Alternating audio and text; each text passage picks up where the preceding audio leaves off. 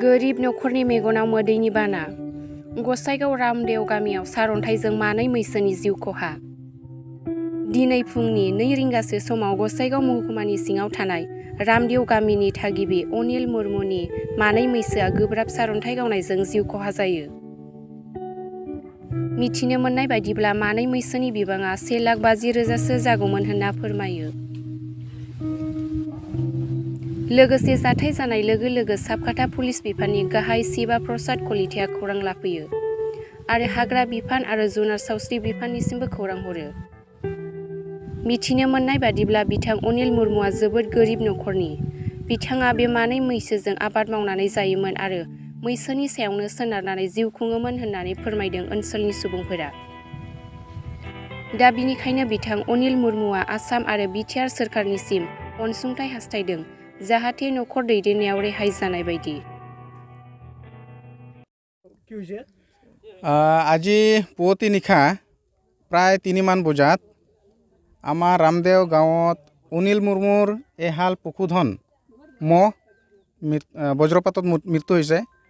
তো অনিল মুৰ্মুৱে মোক খবৰ দিয়াত মই ৰাতিপুৱা সোনকালে আহিলোঁ। তাৰপিছত পশুধনটো চাই মই চাবকাটা IC ছাৰ শিৱা প্ৰসাদ কলিতাক মই খবৰ দিলোঁ।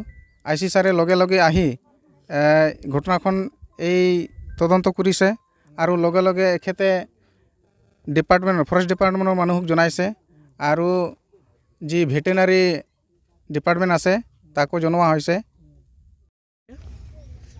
ঘটনাটো হৈছে আজি অলপ কিনকিনীয়া বৰষুণ হৈ আছিলে। পুৱতি নিশা প্ৰায় 3 মান বাজি আছিল। তেতিয়া বজ্ৰপাতত আমাৰ ৰামদেৱ গাঁৱৰ অনিল মুৰ্মুৰ এহাল মহ বজ্ৰপাতত মৰিছে। তো অনিল মুৰ্মুৱে মোক ৰাতিপুৱা ফোন যোগে জনাইছে। তো মই তৎক্ষণাত আহি ঘটনাখনিত মই উপস্থিত হ'লোঁ। তাৰপিছত মই চাই চিতি আমাৰ চাবকাটা আউটপোষ্টৰ IC ছাৰ শিৱা প্ৰসাদ কলিতাক মই জনালোঁ। আৰু गय फुलि बायग्राफोरनि थाखाय मोजां खौरां। नोंथाङा बायनोब्ला फांसेयाव मोनगोन 40 निफ्राय 50 रांनि।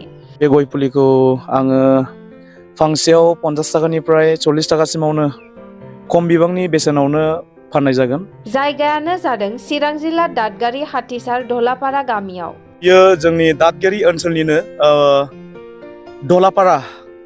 धलापारा गामि। बेवहाय आङो बे गय फुलिखौ बानायनाय जादों। फैदो बिदिब्ला नोंथाङा बायनो सानदोंब्ला थाबैनो सुलाद लादिनि।